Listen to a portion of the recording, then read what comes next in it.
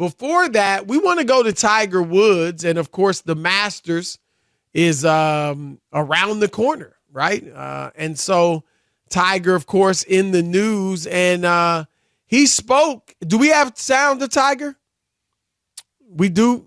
We do have sound of Tiger. And here he is. What do you feel like you're capable of doing this week? What do you believe that you can do this week? If everything comes together, I think I can get one more. I don't.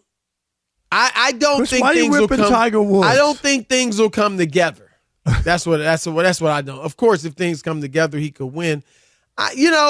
Obviously, Rob, was a huge Tiger Woods fan. I mean, it was what he did was awesome for golf. And I think he was, you can argue him or Jack Nicklaus. We can't belittle what Jack Nicklaus did. He was tremendous. So one of those, they're the two in the GOAT conversation, like LeBron and Jordan. But I don't know, Rob. Is he going to, I don't expect him to win. It's been a long time. I mean, he caught, Magic. When was that, Rob? Was that I don't want to say 2015. It wasn't that long ago, was it? Yeah, well, when he had a resurgence? Yeah, a little bit. And he had that win. But, Chris, let's go here, though. Tiger has withdrawn or missed the cut in 4 of his last 6 starts. That's what I'm saying. I just don't. I'm not expecting anything. If it happens, great, but certainly not expecting anything. And his 2 finishes were a tie for 45th, Chris, in 2023, and a solo 47th finish in 2022 Masters. 47th. Yeah. This is a guy who obliterated the Masters, right? Yep. Cost me my marriage. I mean, what are we talking about? Right. He had that last win in 2019, Rob. So it wasn't that long. I didn't think it was that long ago. But, yeah, I mean, you're absolutely right. Like, I'll believe it when he, on the final day when he's in the running. But until then, I'm not expecting a lot from Tiger at this point. So no shame in that. But, Rob, you had an interesting kind of take on Tiger, and why don't you share it with us? Chris, we know the impact that Tiger Woods has had on golf, right? Even to this day, when he's playing, the numbers are great. Yep. To this day. Oh, my God, Tiger. Right. Tiger's playing. Oh, my God. You know what I mean? I got to watch. Yep. Because that's how magical he was when he first came on board. Right. Chris, and he had the TV ratings, people buying apparel, golf clubs, the black community watching golf. I told the story a million times. I'm on my honeymoon in Tokyo, and my wife and I are sitting on the bed watching, him win the Masters at Augusta. And we wonder why you're divorced. Yeah, no. My putter wasn't that good, I guess. I'm just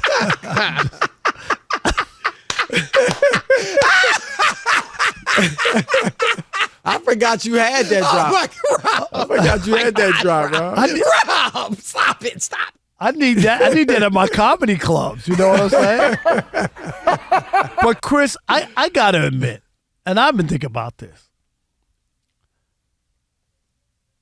When it comes to his impact in the game of golf, I'm not talking about him and the numbers and TV and all that. Right. But I would have thought when Tiger Woods burst onto the scene that we would have other black golfers follow behind him, that people picked up golf clubs and kids. I want to be like Mike. I want to be like Tiger. And I'm not saying, Chris, 20 golfers. Do you know what I mean? No, I'm not saying 20. Right. But where are they? Where are the Tiger Woods golfers who followed him? That's what I'm shocked about. And you could educate me because I don't follow golf like that. Right. But I don't know of any. And I know there's some black golfers on the tour, Chris, but I don't know of any who have become a Tiger Wood, what do you call it? Well, followed in his footsteps. Yeah. I mean, just to be, highly rated pro. Right. Legitimate. Are you not contenders. surprised, Chris, that no one came They started midnight golf programs, kid programs. First tee. Thank you, Chris. All of that. Well, nobody blossomed. Nobody came along. Where's Tiger's protege? I know his son has started to play, right? We gotta wait for him to come of age. But you know what I'm saying? Well, yeah. Let me first say this, and I think you'll agree. Tiger definitely opened up the world of golf to African Americans. Never before, Chris. Never before. I mean, black people who never even gave golf a second thought were all of a sudden playing golf. I mean, I've been playing golf. I play about once a year, but I'm just saying. I golf now. I don't know. It's hard to say if I only golf because, other people that I knew and were friends with wanted to golf. And a lot of them started getting into it when Tiger, kind of started doing this thing. Also, Rob, as we mentioned, the young, a lot of people got their kids into golfing. So he has had an impact. Every year when I go up to Martha's Vineyard, I golf. That's my one time a year pretty much. But a lot of blacks up there golfing. And so he has had that impact. But you're absolutely right. I mean, there's a story in USA Today that ran recently. It was in August of last year. So, almost a year ago, maybe about 8 months ago. And it was kind of addressing your same point, really? Rob. Okay. Yeah, I didn't see that, Chris. This has just been something I've been thinking about personally. And I just, it's shocking to me because you remember the Michael Jordan, and I know basketball is different from golf. Yeah. I'm not trying to. That's why I'm saying I didn't expect there to be 20 black golfers. You know what I mean? Out of the Tiger Woods, but I did expect there to be a couple, Chris. I really did.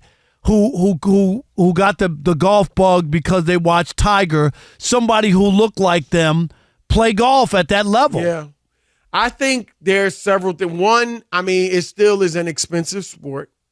So that limits the number of people that are really going to, and obviously African Americans are in a different economic, or as a whole, economic situation than whites. So that right there, Rob, think about, it's one thing to go play at a public course, right?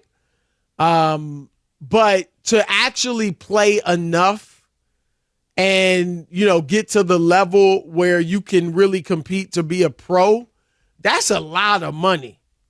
That's a lot of money. And we talk about it with baseball, how they have these showcases that high school kids have to pay $500, $1,000, right, maybe for a little weekend, more Chris. For a weekend in front of scouts. So I think that is a problem, the money that you have to spend. And I outside of that, I think that's probably one of the major things. I don't know, do black kids lose interest in golf? Let's face it, I don't even remember, I don't know where the great golfers, what do they do? Because I didn't know that many in high school. There's guys that golf, but it's just not a hugely popular sport, on the younger levels. No. But they're high school golf teams. Yeah, they're golf teams. In college at HBCU, who was it? The basketball player. Steph Curry started one. Well, Steph had a golf. He funded the program at Howard. There you go. And that's what I'm talking about. I'm just surprised that during that era when he was so dominant and people were watching and people were tuning in, Chris, and people were buying golf clubs and people were like, man, that there weren't a handful, 3, 4 guys who wound up following in his footsteps and become golfers. This article says today, the one in USA Today, the most prominent black player competes in live golf. Name is Harold Varner III. Okay. While Cameron Champ and Joseph Bramlett have had some success on the PGA Tour. But so there's 3 names, huh? But yeah, and my thing, Rob, obviously, again, economics can be an obstacle. There are certain sports that are just more expensive, and that's an obstacle to people that may not have as much money. And Chris, those 3 guys you mentioned, the opportunities, then it is what it is. I don't know if not as many blacks want to play. they want to play more football or basketball or baseball or something, then so be it. But I agree with you. And the same thing now, we've seen a few more blacks in tennis, Rob. But some of those are from like Europe and stuff. Right. And so you could say the same thing for Serena and Venus, you know? Yeah. You thought that I know you had great black tennis players before them, Arthur Ashe Right. and others. But, you know, we never really saw a huge jump from them either. Probably a little more. Coco Gauff, you know, you see a few more here and there, but not certainly more than golf, but not like it's becoming a real huge sport among African Americans. And the three guys you just mentioned, Chris, they've combined for 3 PGA Tour wins, right, and 1 Live Golf tournament win.